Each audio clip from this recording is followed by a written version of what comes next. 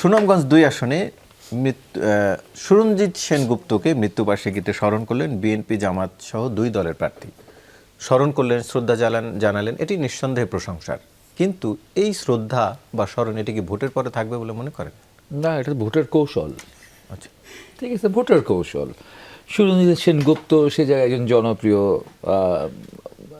গণনা প্রতিনিধি ছিলেন এক সময়। ইভেন কি ধরেন হচ্ছে ৭০-এর নির্বাচনের সময় সবটা কটা আসনেই তো হচ্ছে আওয়ামী লীগ জিতেছিল, এবং ৭২-এর যে সংসদ, সেই সংসদে একমাত্র বিরোধী দল ছিল হচ্ছে সুরঞ্জিত সেনগুপ্ত আর কি, আওয়ামী লীগের বিরুদ্ধে আর কি। তো সেই ক্ষেত্রে তার একটা ভোটার আছে ওখানে, হচ্ছে তাকে দিয়ে, যেটা হচ্ছে আওয়ামী লীগের যে সমর্থকরা রয়েছে ওই অঞ্চলে, সেই সমর্থকদের ভোট পাওয়া যাবে, সংখ্যালঘুর ভোট পাওয়া যাবে।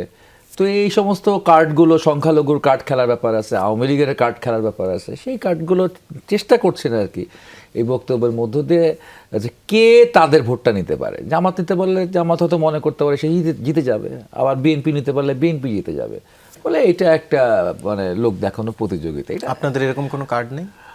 সেরকম কার্ড খেলার আমাদের তো আপাতত প্রয়োজন নাই আর কি। হ্যাঁ, আমরা আমাদের কার্ডই খেলার চেষ্টা করছি আর কি। ঠিক আছে, এই হলো বিষয়। এই যে অন্যের ভোট নেয়ার যে কৌশল, সেই কৌশলে কতটা কে শেষ পর্যন্ত জয়ী হবে বলে মনে করেন? মানে এই অন্যের ভোট টেনে নেয়ার কৌশলে এটা এখনই বলাটা হচ্ছে গিয়ে খুব বেশি মানে সহজ নয়।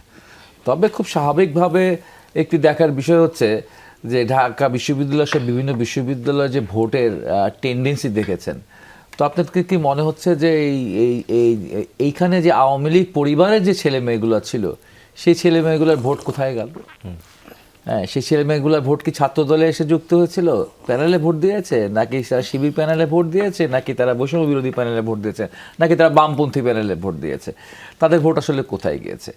তো ওখানে কিছু নেগেটিভ ভোট আছে, নেগেটিভ ভোট একটা ভোট আছে যে আমি অমুককে পছন্দ করছি না, অমুককেও পছন্দ করি না, কিন্তু অমুককে বেশি পছন্দ করি না, তাই কম পছন্দের লোক মন্দের ভালোকে ভোট দেওয়ার একটা টেন্ডেন্সি আছে আর কি। তো সেই রকম টেন্ডেন্সি এখানে হইতেও পারে, তারা বেছেও নিতে পারে যে হচ্ছে তাদের কাছাকাছি লাইক মাইন্ডেড পার্টিকে। তো সেখানে ৭১-এর প্রশ্নে তারা বিভিন্ন জায়গায় মুক্তিযুদ্ধের পক্ষের যে দল পাবে, ৭১-এর পক্ষের যে দল পাবে, সেই দলের দিকে তাদের লোকে নিয়ে আসা দরকার। আর আরেকটা ডাকসুতে কি সেটি হয়েছে? হ্যাঁ, ডাকসুতে সেটি হয়েছে। ডাকসুতে সেটি হয়নি, সেটি খুব প্রিমিটিভ জায়গা, সেখানে খুবই রিয়াক্টিভ একটা জায়গা ছিল আর কি। রিয়াক্টিভ জায়গা থেকে সেখানে হয়তো অনেকে ভোট দিতেই যায় নাই।